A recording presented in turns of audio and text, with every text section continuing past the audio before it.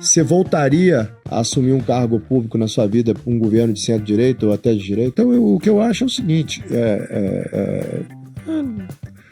sim, com a maior sinceridade do mundo, quando me perguntaram isso assim que eu tinha saído, eu estava tão amassado e tão exausto, exaurido, que eu falei só em... Então é o seguinte, eu tive a imensa honra de servir o Brasil. Um tempo muito difícil. O mais difícil do século, muito difícil, foi muito difícil. E muita gente nos ajudou e muita gente atrapalhou. Imagina. Muita gente ajudou.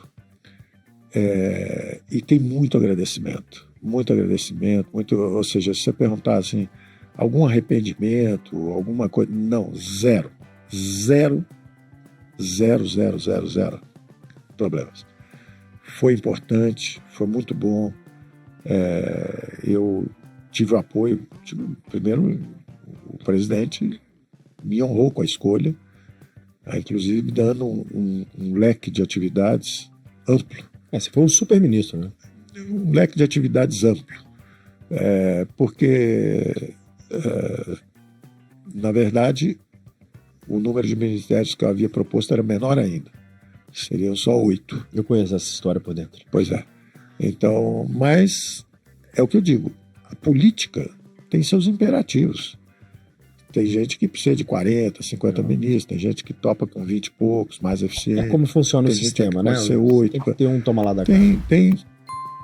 Tem toda uma complexidade política que eu respeito. Eu respeito. As condições foram difíceis, circunstâncias difíceis. A experiência foi extraordinária do ponto de vista de... É como se eu tivesse sido preparado para esse desafio a vida toda. Eu era um bom aluno, estudei bastante, frequentei as melhores escolas, tinha uma carreira, uma formação teoricamente robusta de economia. Aí, de repente, o conhecimento era necessário também fora da academia. Comecei a dar consultoria fora da academia, acabei fazendo banco, acabei fazendo escolas, investindo. E isso é como se fosse um final. Se você pegar os gregos, a visão dos gregos era exatamente o seguinte: o conhecimento, o seu desenvolvimento pessoal e a atividade pública é uma doação. É isso aí. É a sua doação. É o que Platão falava da aristocracia. E eu me lembro também do governo dos melhores, né? Eu me lembro do Simon Sidinovo, era um professor interessante, um cara inteligente. E ele dizendo o seguinte: olha, até uns 30 anos, 30 e poucos anos, você estuda bastante. É o primeiro terço da sua vida. O segundo terço, você aplica o seu conhecimento e fica independente, realiza suas aspirações pessoais, tudo isso. E no final da vida, terço final da vida, você vai contribuir para a sua comunidade, para o seu país, porque você vai levar para o país caminho da vida virtuosa, toda a sua experiência. Em vez de, como as nossas gerações anteriores, a gente vai fazer experiência com o país. A gente vai cedinho para fazer experiência com o país. Aí fica muito conhecido e depois conhecido aí vem enriquecendo o mercado. Faça o contrário. Ele me deu esse conselho. Eu tinha acabado de fundar o Pactual e, ao mesmo tempo, ele e o Delfim Neto deram o meu nome para o Banco Central do Dornelles, que era o ministro da Fazenda. E o Dornelles me sondou e até foi franco comigo, falou: você é muito jovem para ser presidente, eu estou com outro candidato aqui, mas você vai ser o meu diretor. Nós vamos conversar sobre quem vai ser o presidente do Banco Central, porque já começou a bagunçar a hierarquia. Porque te botou como ele presidente, falou mas não, como você, eu pedi cadeira. 3 nomes para o Delfim. Delfim deu 3 nomes. Eu pedi 3 nomes para o Simons, ele deu 3 nomes. O seu era o único comum. Então eu quero você no Banco Central, mas você é muito jovem para ser presidente. Os outros 4 candidatos são bem mais velhos. Tinha quantos anos, né? Eu tinha 32, 33, sei lá. Já. Aí ele, ou 33, sei lá, era uma coisa assim. Nós fundamos o banco, eu tinha 33, 34, e ao mesmo tempo eu estava sendo convidado para ir para o governo. Sim. E o Simons, que tinha me aconselhado a ficar independente, fazer o banco, deu o meu nome. Aí eu falei: professor, o senhor dá o meu nome para o governo e ao mesmo tempo diz que eu tenho que continuar no banco e tal. Ô Paulo, eu te fiz uma pergunta. Você já tem dinheiro? Você veio aqui um ano atrás e perguntou, devo fazer um banco? Porque eu não conhecia os outros sócios. Aí os próprios sócios falaram, fala com o Simos. O César Fernandes falou assim, fala com o Simos, porque ele conhece a gente, eu sou do Banco Garantia, já é conhecido e tal. Porque eu falei, como é que eu vou ser sócio de alguém que eu não conheço? Ele falou, não, vai lá no. Você gosta de quem na vida acadêmica? O Simos é meu professor lá na GV e tal, foi meu professor. Conversa com ele, pergunta quem é a gente vai lá e tal. Aí o Simos falou, não, Paulo, você já tem dinheiro? Eu falei, não tem nenhum, não tem nada. Ele falou, então faça o banco. Aí um ano depois eu volto lá, professor, só falou que agora o senhor dá o meu nome para o governo, eu não estou entendendo, tal, mudou. Ele falou, Paulo, você já arrumou esse dinheiro nesse ano? Eu falei, ainda não. Ele, então não vai para o governo, vai. Segue o meu conselho. Não vai para o governo, você ganha dinheiro, né? Então eu já mais velho fui e eu não me arrependo.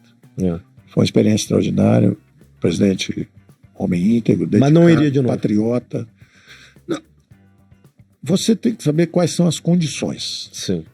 Então é o seguinte, a mídia toda contra, a coisa política com difícil articulação. Nós temos que ir para uma modernização política também, a reforma política. Você tem que ter voto distrital, você tem que ter uma coisa que modernize. Coloca um pouco mais de ordem. Você tem que ficar um pouco mais... Mas se um Tarcísio, sei lá, vem forte aí, te convida. Não, o Tarcísio é um grande amigo, foi um extraordinário ministro, me chamou para vir ajudar em São Paulo. Eu ajudo informalmente, eu trouxe alguns industriais da Alemanha para conversar. Sim. Eu tento ajudar, eu ajudo o Brasil. Se um governo qualquer, se você pegar depoimento até de governo de oposição no período que eu estava no governo, eles vão dizer que eu fui absolutamente republicano. Faça a coisa certa, e pronto. É o Brasil, acima de tudo, não é isso? Então o Brasil está acima de tudo. Então fazer a coisa certa e tá aí, vamos em frente. A função do ministro é fazer a coisa certa. A função do político é disputar.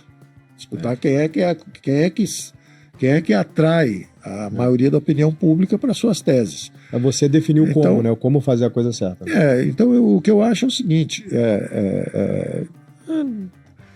sim, com a maior sinceridade do mundo, quando me perguntaram isso assim que eu tinha saído,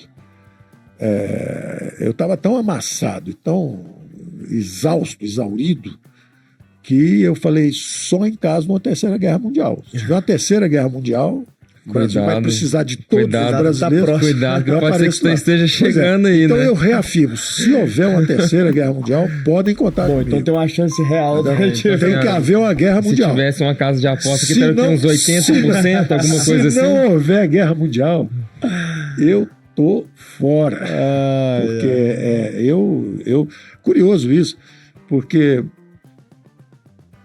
antes de eu conhecer o Bolsonaro, eu estava ajudando uma outra pessoa, você já conhece a história. Sim, eu conheço. Mas, e essa pessoa falou, você vai ser meu ministro, você vai comigo, você tem uma visão e tal. Eu falei assim, não, eu estou velho, eu não posso ir. Isso é para gente um pouco mais jovem, com mais energia e tal. Eu nunca imaginei que um ano depois eu estaria como ministro. Né, e de um outro candidato.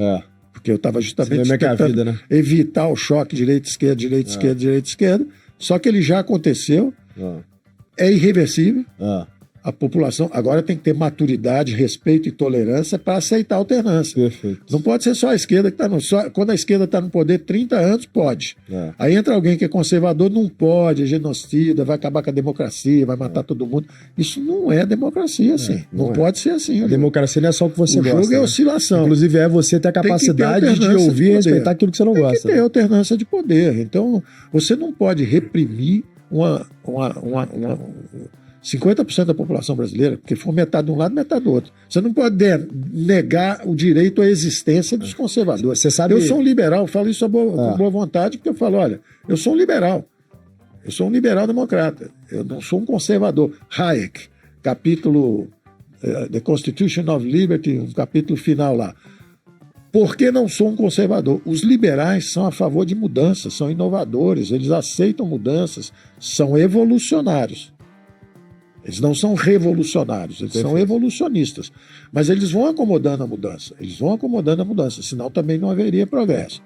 Então ele não é um conservador, ele aceita a mudança. Ele não quer impor para todo mundo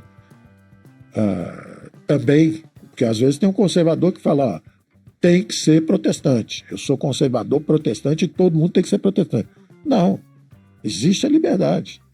Então, E tem o socialista também que é tolerante, é respeitado, mas tem o socialista também que não respeita ninguém. Então o que nós temos que fazer é justamente subir o nível da política. Eu acho que uma boa parte disso vai acontecer e está acontecendo. As pessoas estão mais conscientes dos valores que estão em jogo, dos princípios que estão em jogo. As pessoas estão mais conscientes, estão observando todo esse cenário se deslocando. E eu acho que eu continuo acreditando que o Brasil vai melhorar.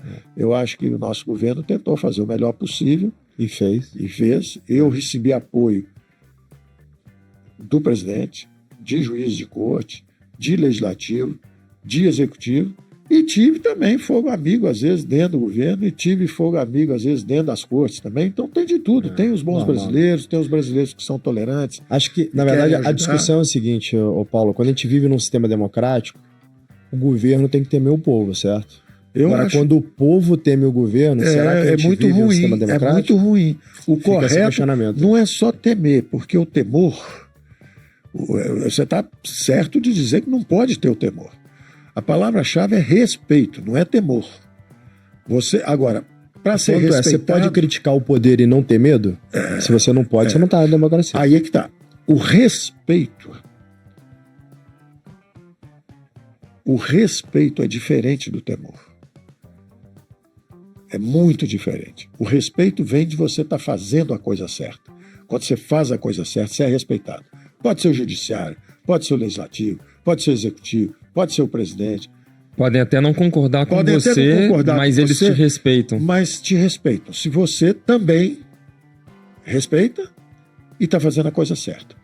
Então, tem que ter respeito e tolerância. Agora, se você não respeita ou está fazendo a coisa errada, você descredencia seu próprio poder. Então, o descredenciamento das instituições vem exatamente se tiver o uso excessivo da força, Maduro é um presidente com uso excessivo da força. Está descredenciado. Todo mundo começa a dizer, esse cara não é. Quase todo mundo. Tem presidente que gosta. Até a mesma coisa. A mesma coisa o judiciário, a mesma coisa o legislativo. Então, o ideal numa democracia é tolerância e respeito. É isso.